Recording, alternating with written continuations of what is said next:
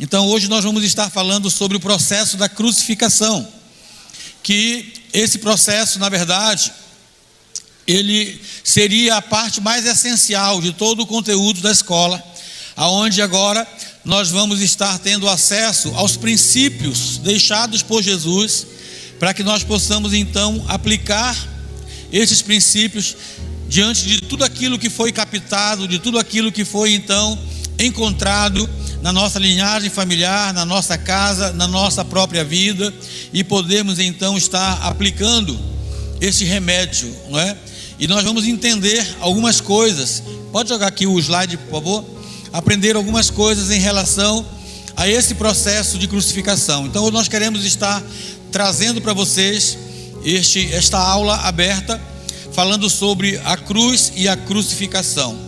Então nós precisamos entender algo nesse sentido, que assim como existe uma distância espiritual entre os sintomas de manifestações e as suas respectivas causas, também existe uma distância entre as causas de maldição e a cruz de Cristo. E o papel principal do ministério é exatamente conscientizar a igreja desta distância, daquilo que está distanciando a igreja da conquista da cruz. Jesus deixou realmente, através da cruz, tudo aquilo que nós necessitaríamos para a nossa vida aqui na terra. Mas o que nós temos percebido ao longo desses mais de 20 anos no Ministério de Cura e Libertação é que muitas pessoas na igreja não conseguiram ainda acessar ou usufruir dessas conquistas que Jesus deixou então na cruz. Então nós vamos ver que a crucificação, ela pode ser definida como essa capacidade terapêutica e redentora de nós percorrermos essa distância espiritual entre as causas de maldição e a cruz de Cristo. É quando nós identificamos nas nossas vidas tudo aquilo que estava servindo como uma âncora, tudo aquilo que estava nos impedindo de viver a plenitude de Deus aqui na terra, impedindo de vivermos a vida após a vírgula, a vida abundante, ou a vontade de Deus boa, perfeita e agradável. Então é a crucificação que pode ser definida, ou seja, é o processo de interagir de forma adequada com os princípios implícitos no sacrifício de Jesus. Então nós precisamos ter essa capacidade de interagirmos de forma correta com esses princípios, ou seja, fazermos uso deste benefício que está à nossa disposição.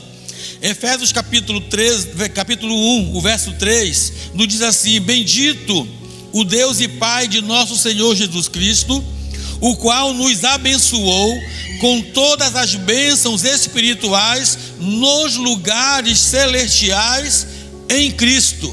Então vejam bem que o apóstolo Paulo, quando ele se dirige à igreja de Éfeso, ele traz essa declaração de forma afirmativa, que nós já somos abençoados com toda sorte de bênção nas regiões celestiais, ou seja, bênçãos essas disponibilizadas sobre as nossas vidas. E a questão é que, infelizmente, mesmo sabendo disso, tendo esta promessa nas nossas vidas, nós ainda não temos conseguido, ou muitos de nós não temos conseguido experimentar dessas bênçãos espirituais nas regiões celestiais em Cristo Jesus. Então vejam bem que são bênçãos disponibilizadas nas nossas vidas, nas regiões celestiais, e que precisam então serem acionadas sobre a nossa vida aqui na terra. E isso vai depender exatamente dessa nossa capacidade terapêutica, adequada, de nós podermos então saber acionar essas bênçãos que Deus já tem reservado para as nossas vidas. E aí nós precisamos entender que existe também uma diferenciação espiritual entre a cruz e a crucificação.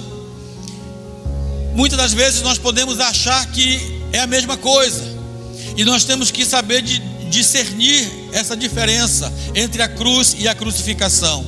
Então, quando nós olhamos para o contexto da cruz, nós percebemos que a cruz ela é um fato histórico, independente das nossas escolhas.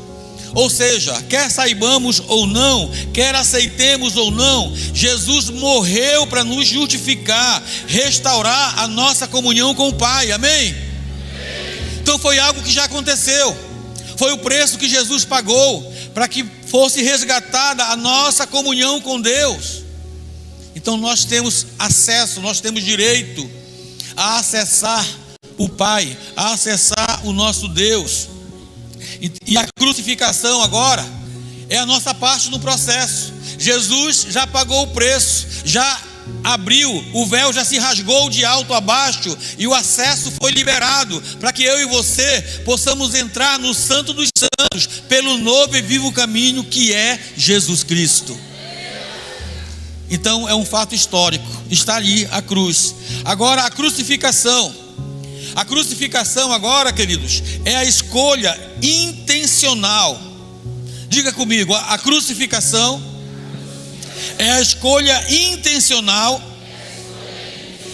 de nos sujeitarmos aos princípios propostos por Jesus na sua morte. Então eu tenho falado muito sobre isso, que o mundo espiritual ele é regido, ele é acionado pela motivação e pela intenção do nosso coração. Então os céus precisam encontrar essa intenção, essa verdadeira motivação de nós podermos então interagir com estes princípios que foram deixados por Jesus na sua crucificação. E nós vamos poder então estar trazendo para você esses princípios. Então a cruz de Cristo é a resposta de Deus para a queda da humanidade. Repita comigo, a cruz de Cristo é a resposta de Deus para a queda humana, enquanto a crucificação é a resposta humana que damos a resposta de Deus. Por isso que eu falo que todas as vezes que nós estamos sendo expostos a uma ministração da palavra de Deus, os céus estão na expectativa de uma resposta nossa. Então vejam bem, se a cruz é a resposta que Deus deu para a nossa queda, o processo de crucificação é a resposta que eu e você devemos dar a esta resposta que Deus deu. Porque é exatamente respondendo ao sacrifício de Jesus, ao preço que foi pago, que eu e você validamos tudo o que Jesus fez por nós. Então ainda se faz necessário nós respondermos. Quando nós olhamos para o contexto da salvação, o preço que Jesus pagou, o sacrifício que Ele fez, o seu sofrimento, a sua morte, a sua ressurreição, foi exatamente para que toda a humanidade fosse salva. Mas nem todo mundo ainda está salvo. Por que ainda não está salva toda a humanidade? Porque ainda se faz necessário a humanidade responder a resposta que Deus deu.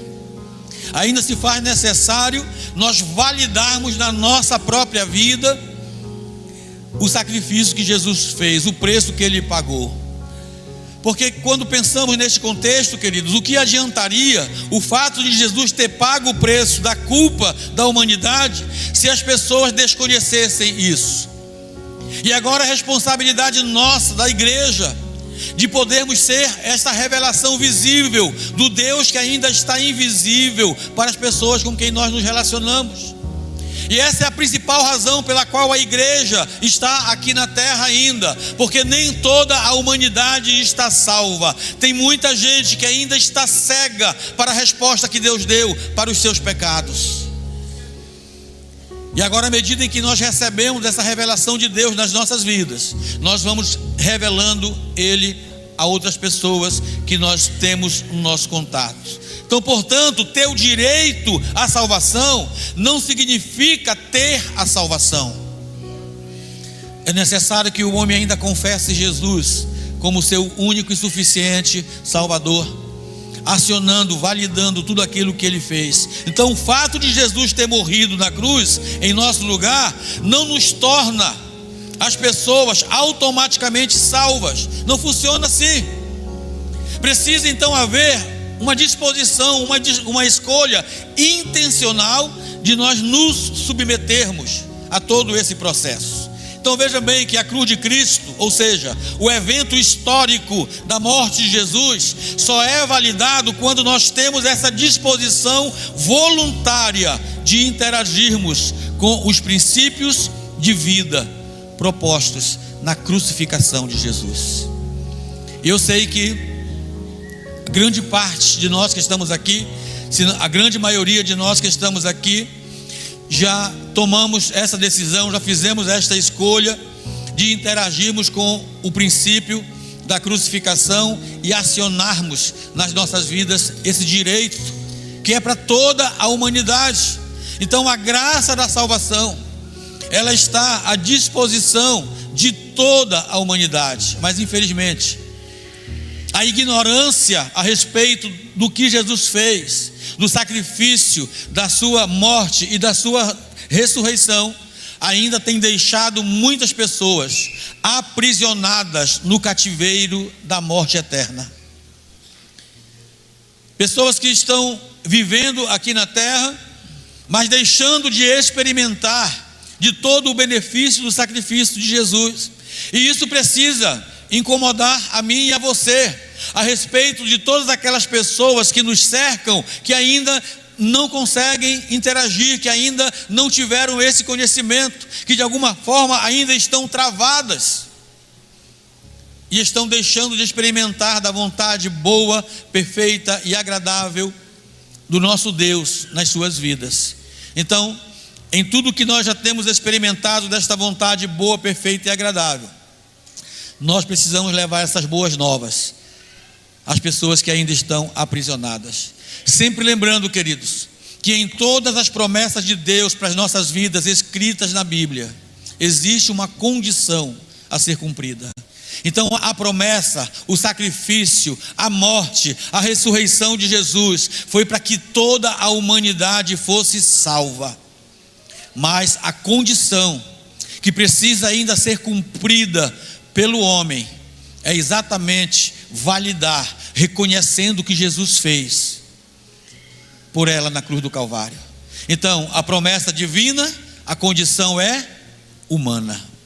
Nunca esqueça disso, que talvez você não esteja ainda experimentando das muitas promessas que Deus já fez para você, porque você ainda não cumpriu a condição que Ele colocou para que essa promessa seja validada na sua vida. Então o primeiro princípio que eu quero deixar para você aqui, pode passar, que nós encontramos na crucificação, que agora diz parte a nós interagirmos, e Jesus passou por isso, é o princípio da humilhação, que é exatamente o processo de nós renunciarmos à nossa própria reputação, com o objetivo de tratarmos de forma responsável os pecados, as feridas, as injustiças, as defraudações sofridas, de nós podermos nos humilhar na presença de Deus em tudo aquilo que diz respeito ao que nós cometemos ou ao que nós sofremos, e nós podermos nos humilhar na presença de Deus, validando realmente aquilo que Jesus fez por nós. Então a voz da justiça própria, a voz da amargura, a voz da vergonha, que entardalhaçam de todas as formas, tentando fazer prevalecer a obstinação doentia do nosso coração, de não nos humilharmos. Então é necessário nós deixarmos quebrar estruturas de orgulhos, estrutura de soberba, e caminharmos em humilhação em direção à cruz de Cristo, depositando realmente lá as nossas feridas, as injustiças sofridas, as defraudações que nós sofremos ou que nós cometemos, e depositarmos diante da cruz de Cristo. Então, entre a humilhação e a reputação, isso é totalmente decisivo. A humilhação, ela tem que realmente falar mais alto do que a nossa própria reputação. Nós não podemos amar mais a nossa reputação do que aquilo que Jesus fez por nós. do que o preço que ele pagou.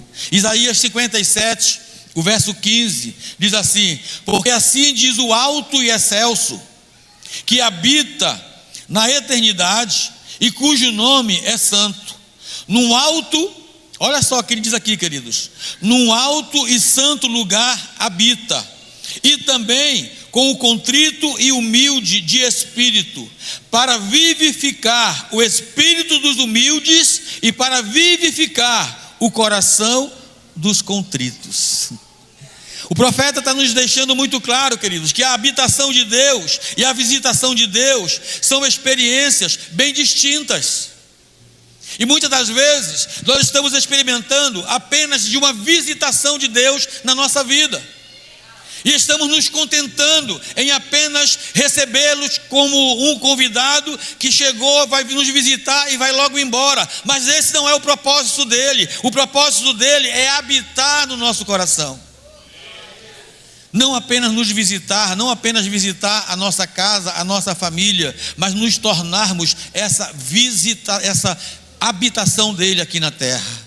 Então Isaías menciona esses dois lugares onde a presença de Deus habita: ou no alto e sublime trono, ou no coração contrito e humilde. Então não existe um meio termo: ou Deus reside nas alturas, ou nas alturas da sua majestade, ou ele está intensamente nas profundezas de um coração humilde, nas profundezas de um coração humilhado na presença dele. Então vira para a pessoa que está do seu lado e diga para ela: você é a habitação de Deus aqui na terra. Não a visitação dele aqui na terra, mas a habitação dele aqui na terra. Aleluia. O Salmo 34, verso 18 diz: perto está o Senhor dos que têm o coração quebrantado e salva os contritos de espírito. Deus está perto daqueles que se humilham. Deus está perto dos humildes e bem distante dos soberbos, daqueles que carregam em si a estrutura de orgulho e não se permitem humilhar na presença dele. E nós precisamos entender, queridos, que a humilhação dentro desse processo é o carro-chefe da cura de uma terra. Você quer realmente trazer cura, acionar a cura de Deus para a terra do seu coração, para a terra dos seus relacionamentos? É se humilhando na presença de Deus. Em 2 Crônicas, capítulo 7, o verso 14, a Bíblia vai dizer exatamente isso: e se meu povo, que se chama pelo meu nome, se humilhar e orar e buscar a minha face e se desviar dos seus maus caminhos, então eu ouvirei do céu e perdoarei os seus pecados e sararei a sua terra. Aleluia. Se o meu povo, que se chama pelo meu nome, mas não basta ser apenas chamado pelo nome de Deus, tem que se humilhar na presença dele, tem que reconhecer aquilo que precisa ser então tratado, tem que reconhecer as injustiças, tem que reconhecer as defraudações, sejam cometidas ou sofridas. Então, queridos, a maior pedra no caminho da libertação de uma pessoa é a estrutura de orgulho, é a idolatria pela honra, o amor à sua reputação. Então de nada realmente vai valer tudo o que nós temos aprendido, visto nas aulas da EIFOL, se nós não tivermos essa disposição de nos humilharmos e fazermos o caminho de volta que é necessário ser feito. Lembram que o pastor Cote falou nas videoaulas, e nós também depois reafirmamos: a EIFOL, ela vai começar a partir de hoje. Quando ela termina aqui para você, ela vai começar lá fora, no seu dia a dia, onde você vai realmente precisar transpor essa resistência inicial da alma, que vai nos colocar no caminho realmente. Se nós não transpormos essa resistência inicial da nossa alma e não estivermos dispostos a caminhar humilhados no caminho de volta que é necessário ser feito, queridos, nós vamos caminhar de forma oposta à nossa libertação. Então, o primeiro princípio implícito no sacrifício de Jesus foi exatamente a humilhação. O segundo princípio que eu quero deixar para você nesse processo da crucificação é o princípio da confissão, que é o processo de expor a Deus, expondo também a outra pessoa, que se faz necessário, pecados, culpas, vergonhas, de forma pessoal ou intercessória. E isso produz um impacto instantâneo nas nossas vidas. Então não tem como nós caminharmos nesse processo da crucificação sem humilhação e sem confissão. Tiago capítulo 5, verso 16, vai dizer assim: confessai as vossas culpas uns aos outros e orai uns pelos outros, para que sareis. A oração feita por um justo pode muito em seus efeitos. Então vejam bem, queridos, confessar é expor espiritualmente o pecado à luz de Deus. É retirar da jurisdição de Satanás tudo aquilo que estava oculto, tudo aquilo que estava nas trevas, e trazer para a luz de Deus, aonde o Espírito Santo passa agora a assumir um controle, aonde os argumentos de Satanás não se sustentam mais contra as nossas vidas. Deuteronômio capítulo 8, aliás, deixa eu lembrar agora aqui qual é o capítulo. É o capítulo 8 de 1 Coríntios, se não me engano, vai dizer que nenhuma condenação há para aqueles que estão em Cristo Jesus, mas não simplesmente para aqueles que estão em Cristo Jesus, mas para aqueles que não vivem mais segundo a carne e vivem agora segundo o Espírito. Romanos capítulo 8, a Bíblia nos traz essa verdade. Para aqueles que não andam mais segundo a carne, ou seja, para aqueles que não têm mais nada nas trevas, na jurisdição de Satanás. Então o apóstolo Paulo, quando ele escreve essas verdades à igreja de Roma, ele está trazendo essa afirmação, que estar em Cristo Jesus é exatamente não ter mais nada na jurisdição de Satanás, é ter realmente os nossos pecados confessados diante do Senhor, expostos espiritualmente e trazidos para a luz de Deus. Então é um outro princípio importante dentro deste processo, que não é fácil, requer realmente nós não amarmos mais a nossa reputação do que amarmos a Deus, requer nós vencermos este primeiro momento e nos humilharmos na presença dele e na presença de outros que se faz necessário, para que possamos ser então tratados. E aqui nós entendemos por que em todos os aconselhamentos não estava apenas a pessoa que estava sendo aconselhada e o conselheiro, mas tinha uma outra testemunha ali, junto a alguém que vai dar continuidade a esse processo, que sempre que Deus trouxer alguma nova lembrança, pode se recorrer agora a essa pessoa que acompanhou todo o processo ali, e juntos orarem, dando prosseguimento a essa caminhada da santificação. Terceiro princípio implícito na crucificação de Cristo é o arrependimento. Só que para nós entendermos o arrependimento, nós precisamos definir o que não é arrependimento, e isso pode nos chocar. Isso pode e deve criar um impacto nas nossas vidas. Então vejam bem, que arrependimento não é simplesmente a convicção do pecado. A convicção do pecado, ela faz parte do processo do arrependimento, mas não é o arrependimento em si. Arrependimento também não é a confissão do pecado. A confissão do pecado é apenas um outro passo nesse processo importante da direção do arrependimento. Então nós não podemos nos iludir achando que a convicção e a confissão do pecado já é o arrependimento em si. Não, arrependimento se consuma na decisão de mudança. Arrependimento se consuma na decisão de mudar de direção. É uma metanoia que acontece, uma chave vira no mundo espiritual, aonde eu sou convencido pelo Espírito Santo a me arrepender, a me humilhar, a confessar e chegar na verdadeira convicção e declarar: nem que eu sue sangue, eu não faço mais isso. Nem que eu sue sangue, eu não pratico mais este pecado. Nem que eu sue sangue, eu não cometo mais esta injustiça. Então, é a metanoia, é mudarmos de direção e seguirmos na direção que o Espírito Santo está nos trazendo. Provérbios capítulo 28, verso 13 diz assim: o que encobre as suas transgressões nunca prosperará, mas o que as confessa e deixa alcançará misericórdia. Então vejam bem o que estes textos aqui estão nos mostrando como detalhe crucial do arrependimento. Não apenas confessar, mas deixar.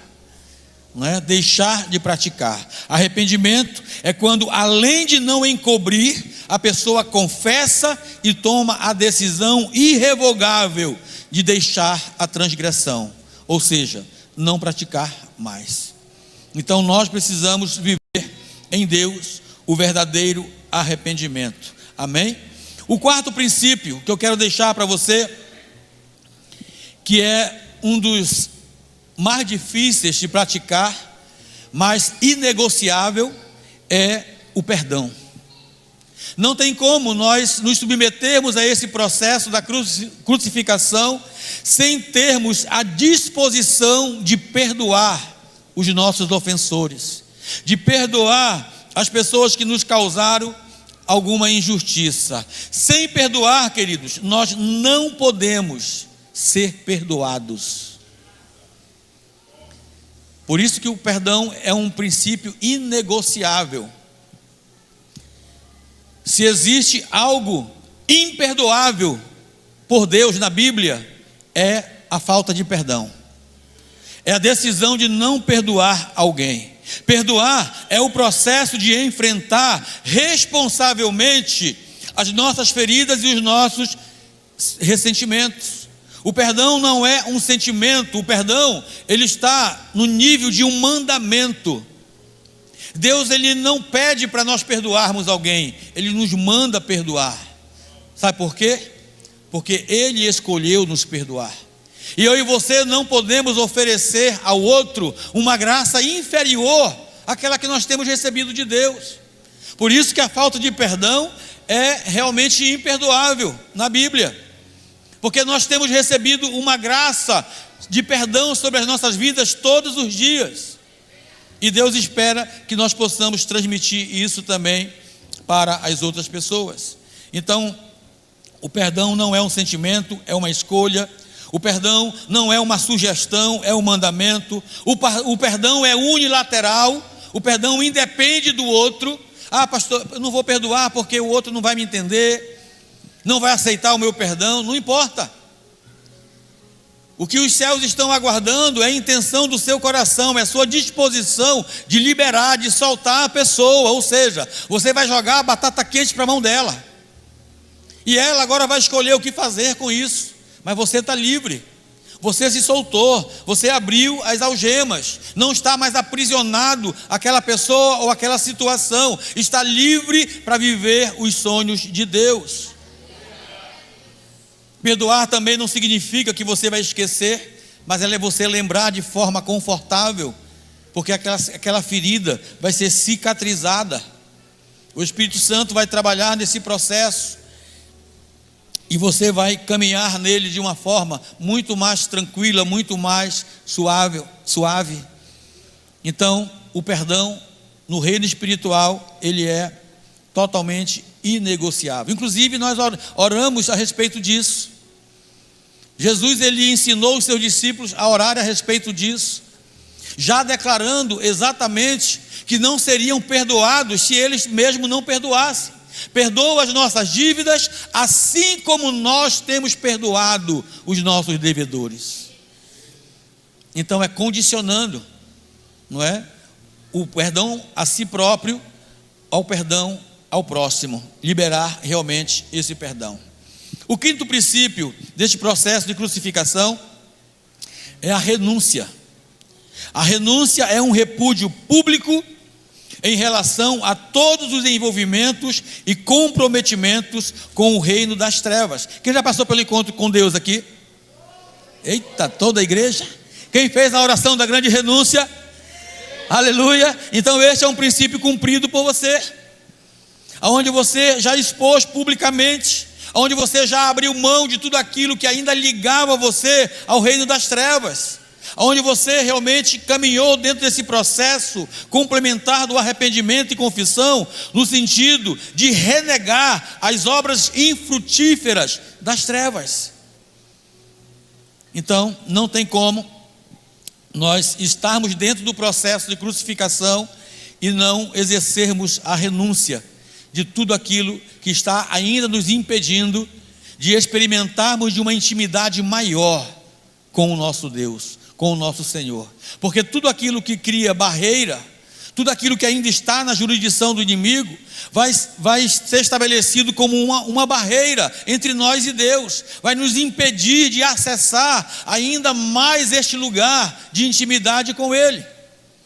Então, cada vez mais nós estamos nos desvencilhando de tudo aquilo que ainda pode nos aprisionar às trevas e gerar legalidades para que o inimigo venha parasitar em áreas específicas da nossa existência. O sexto princípio é a restituição, que é o processo de tratar, devolver e restaurar aquilo que foi danificado, subtraído ou defraudado na vida de outras pessoas. Então, é um princípio bíblico você restituir.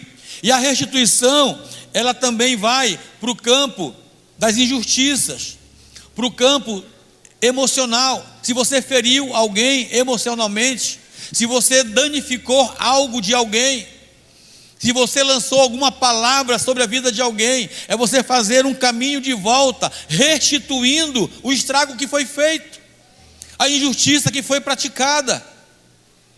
Então se faz necessário. Inclusive ontem nós trouxemos uma palavra para a turma da EIFOL a respeito de uma restituição financeira. Porque quando nós olhamos aqui sintomas e causas de maldição, nós percebemos o quanto foi invertido de forma ilegal ao longo da nossa linhagem familiar, desde os nossos antepassados, das finanças da família, naquilo que não foi bom, naquilo que não foi pão. E agora, o quanto nós também já fizemos de investimento no ocultismo, na imoralidade, em seitas e religiões que não professam o nome do nosso Deus, ou seja, comprometendo os nossos recursos financeiros, comprometendo os recursos financeiros da família, da linhagem, e deixando já uma legalidade para a próxima geração, para a nossa descendência. Então, nesse campo da restituição, que venha o temor de Deus ao nosso coração, de nós nos colocarmos na presença dEle, com essa disposição de retirar dos altares de Satanás todo o recurso financeiro que foi investido ali em aborto, em prostituição, em droga, em alcoolismo, e trazermos como uma oferta de restituição diante do altar do Senhor. Isso não tem a ver diretamente com um valor específico, mas aquilo que o Espírito Santo colocar no seu coração. E o lugar que você vai entregar, é Ele também que vai te convencer de fazer esta oferta. A pessoa que vai receber talvez nem saiba o que significa aquela oferta que você vai entregar para ela, mas Deus te dizer, o mundo espiritual está assistindo, está reconhecendo, os céus estão nos assistindo e reconhecendo a verdadeira intenção do nosso coração. E se você se coloca intencionalmente nesse lugar, com esta disposição, não tem como o Espírito Santo não te convencer, não falar com você a respeito disso, desta necessidade. É um passo muito importante nesse processo de crucificação. O sétimo princípio é a reconciliação, que agora é o processo de desfazer pessoalmente ou intercessoriamente as barreiras pessoais, geracionais, raciais ou territoriais. Então a reconciliação, querido, ela pode englobar todos os outros aspectos mencionados até aqui. Quando nós olhamos ali o contexto de Malaquias capítulo 4, versos 5 e 6, que a Bíblia está nos trazendo a respeito da maldição que se instalou na terra, por exemplo, dos relacionamentos. E fica muito claro ali que a maldição que se instalou na terra dos relacionamentos foi em virtude da dureza do coração humano, da indisposição do homem de buscar reconciliar com o outro, de se humilhar na presença do outro, de confessar e reconhecer que errou com o outro, de restituir aquilo que foi subtraído do outro. E a Bíblia é muito clara dizendo: olha, se não converter o coração do pai ao filho, do filho ao pai, eu, o Senhor, não é o diabo, não é Satanás que vai ferir a terra desses relacionamentos com maldição, mas o próprio Deus permitindo que se instale uma maldição por causa da dureza do coração das pessoas.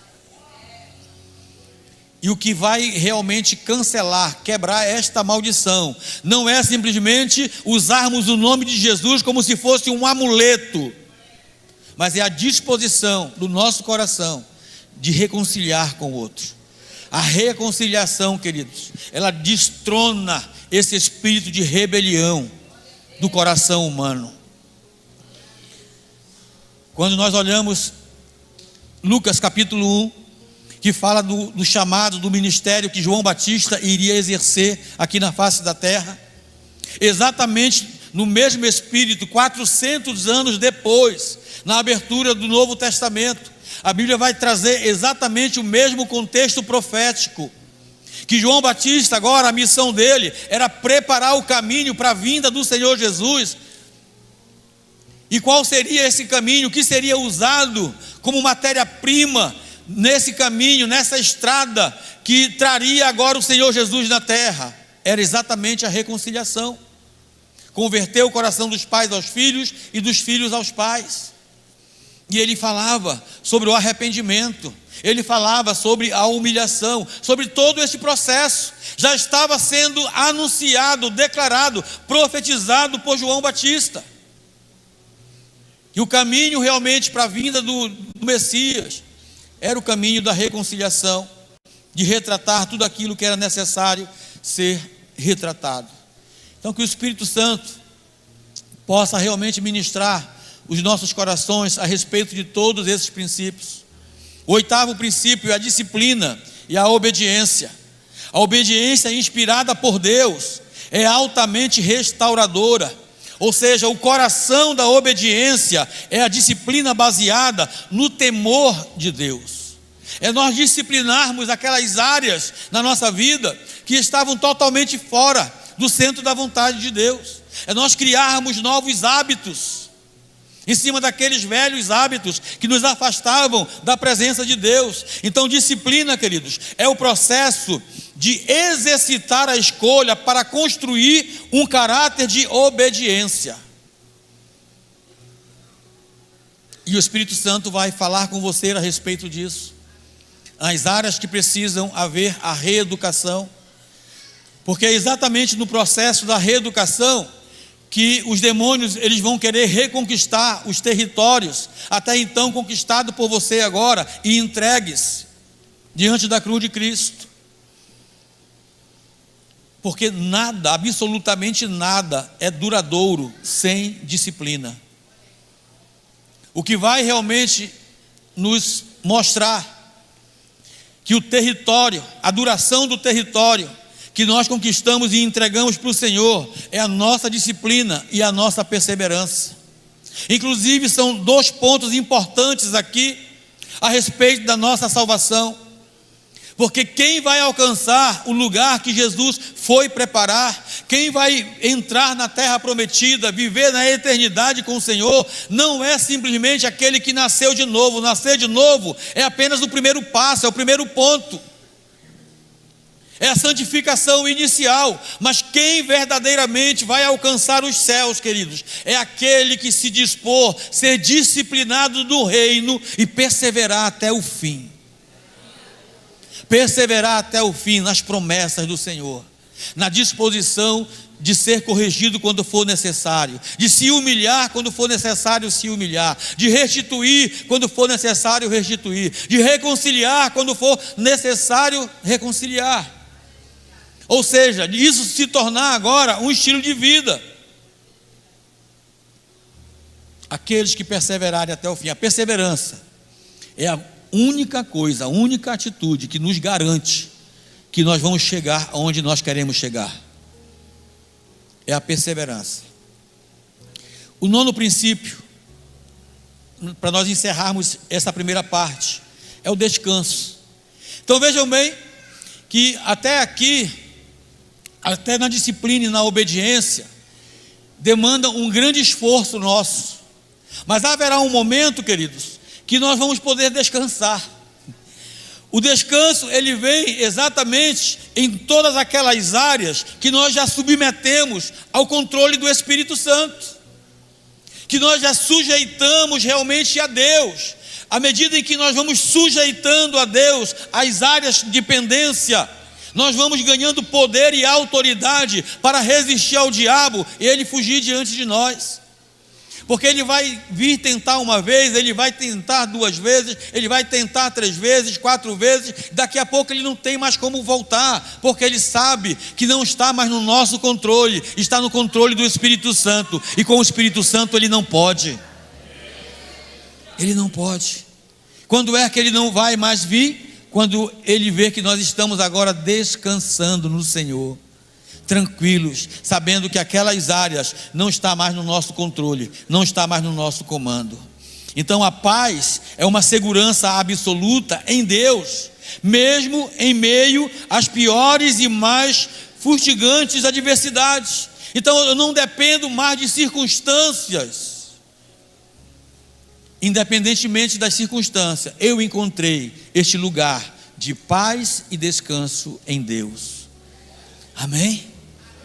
E aí é quando os céus estão nos assistindo. E sabe o que acontece quando eu e você entramos no lugar de descanso? O lugar de descanso, querido, é aquele lugar onde eu e você não vamos mais nos preocupar com aquilo que diz respeito a nós. Porque depois que nós encontramos esse lugar de descanso, Deus nos chama para um outro lugar, o lugar de intercessão. Eu tenho tanta certeza e convicção de que tudo aquilo que diz respeito a mim já está diante do Senhor, a ponto de eu poder descansar, que Ele vai me despertar para que eu possa agora orar, interceder por alguém que não alcançou o lugar que eu já encontrei. Então nós precisamos encontrar este lugar de paz e descanso, porque Deus quer contar conosco na intercessão. Aliás, em junho nós vamos ter aqui, no final de junho, se eu não me engano, último final de semana, não sei se está ainda o seminário de intercessão. E essa é uma igreja que tem caminhado na intercessão. Deus tem levantado neste lugar um exército de intercessores. Deus tem encontrado neste lugar pessoas descansadas nele, que estão se importando com os problemas dos outros. Será que você encontrou esse lugar de paz e descanso? E Deus pode contar com você na intercessão? Porque interceder é você se colocar nessa brecha entre a pessoa e Deus, entre a pessoa e o diabo, entre a pessoa e a circunstância difícil que ela está enfrentando, onde a pessoa não tem mais força, e aí Deus te coloca diante dela, para que você possa estender a mão para ela, e dizer: deixa eu te ajudar a carregar este fardo. Você se torna agora um companheiro de jugo daquela pessoa. E nós sabemos, queridos, que viver todos esses princípios não é fácil, requer um preço. Mas nós precisamos entender algo neste final, que a cruz é o aspecto central de onde emanam os princípios para a redenção humana. Qualquer solução espiritual viável está de alguma forma relacionada à essência do sacrifício de Jesus. Eu e você, na verdade a humanidade inteira precisa do perdão da cruz.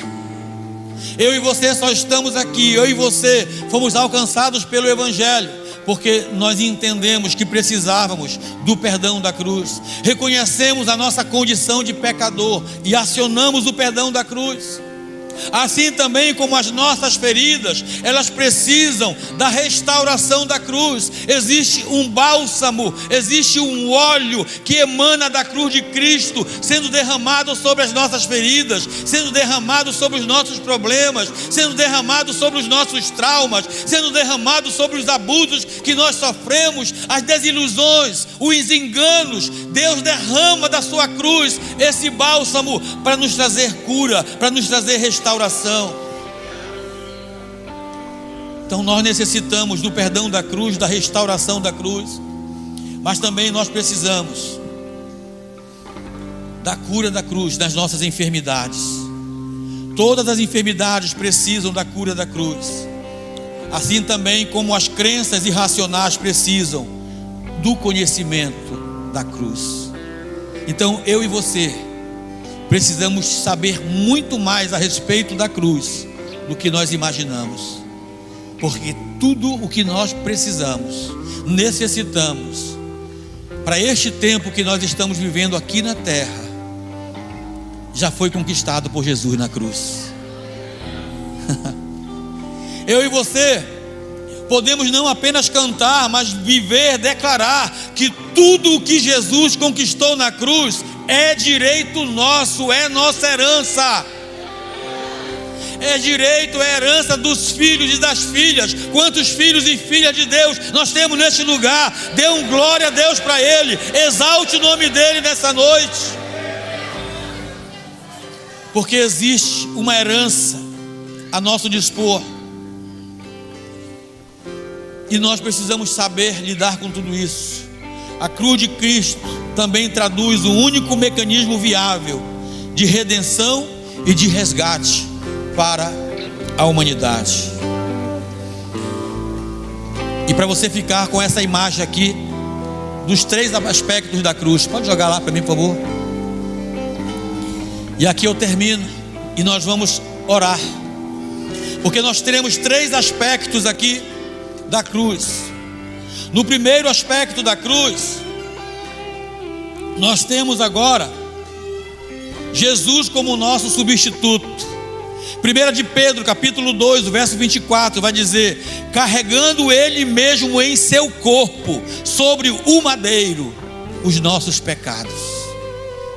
Aquele madeiro era para mim, era para você, mas Ele nos substituiu. Esse primeiro aspecto da cruz aponta para o fato de que Jesus morreu em nosso lugar. Em nosso lugar, vida por vida, sangue por sangue, satisfazendo a justiça de Deus que diz: a alma que pecar, essa morrerá. Por causa do pecado, eu e você deveríamos ter morrido. Só que se eu e você tivéssemos morrido antes de Jesus vir pagar o preço necessário, nós morreríamos e iríamos para um lugar de morte eterna. E essa não foi a proposta de Deus quando criou a humanidade. Deus criou a humanidade para a vida eterna com Ele nos céus. Satanás conseguiu sequestrar essa humanidade e agora, através do pecado, condená-la à morte eterna. Mas Jesus veio e tomou o nosso lugar. No segundo aspecto da cruz, nós temos Jesus como nosso representante. Gálatas capítulo 5, os versos 24 e 25. E os que são de Cristo Jesus crucificaram a carne com as suas paixões e concupiscências. Se vivemos no Espírito, andemos também no Espírito. Ou seja, tudo o que aconteceu com Jesus também precisa agora acontecer conosco.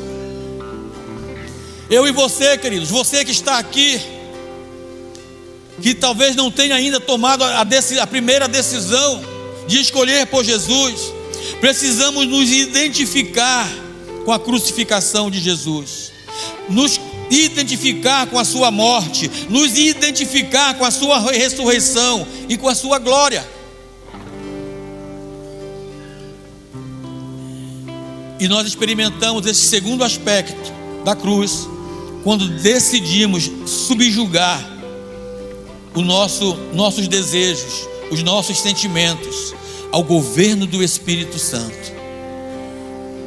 É quando nós passamos a experimentar desta vida crucificada em Cristo Jesus.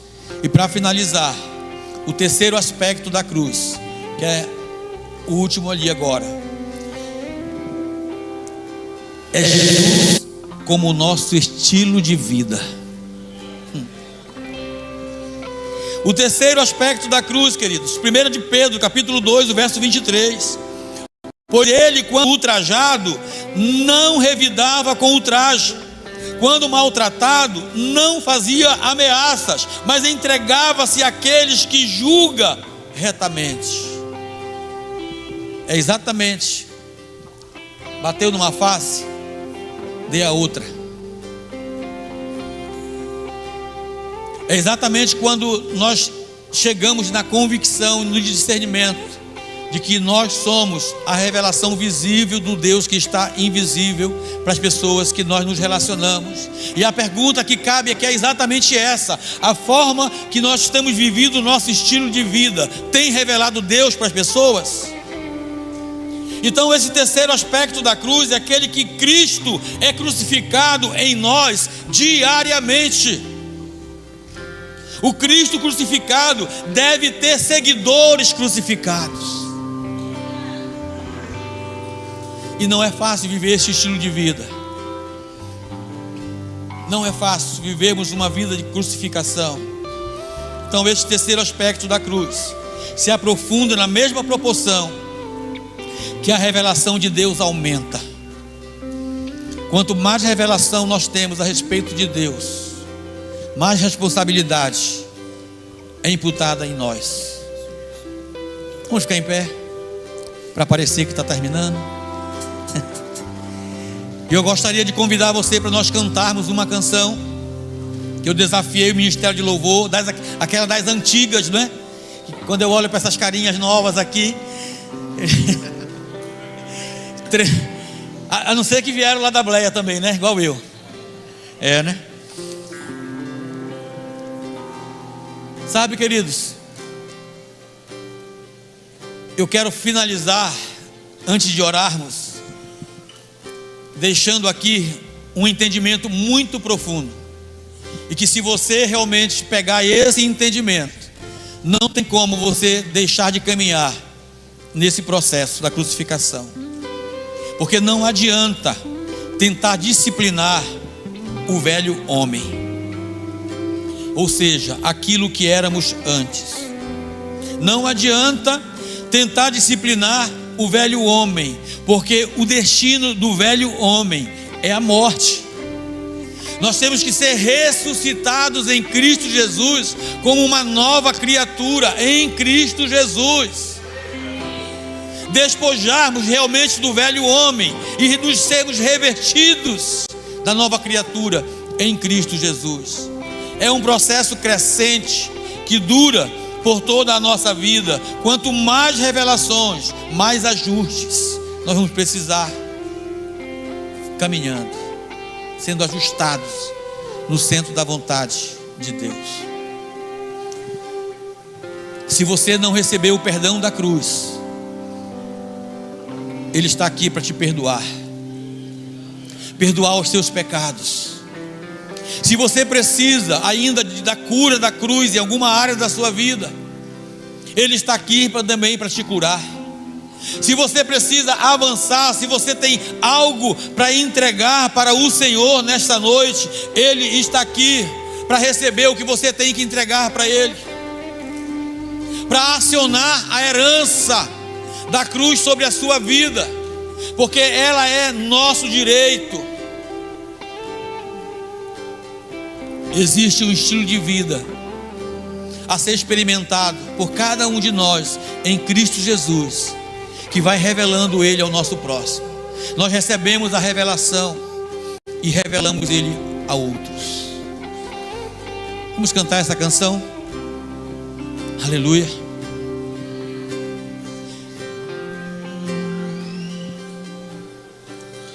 Tudo que Jesus conquistou na cruz é direito nosso, é nossa herança.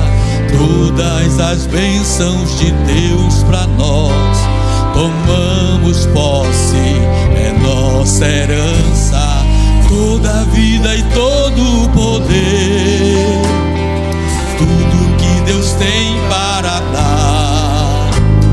Abrimos nossas vidas para receber, nada mais nos resistirá. Por quê? Maior é o que está. Ele é maior, maior do que qualquer circunstância, maior do que qualquer injustiça que você tenha sofrido, maior do que qualquer trauma, abuso, perda, desilusão que você tenha experimentado. Ele é maior e Ele quer trazer sobre a sua vida o bálsamo, a cura.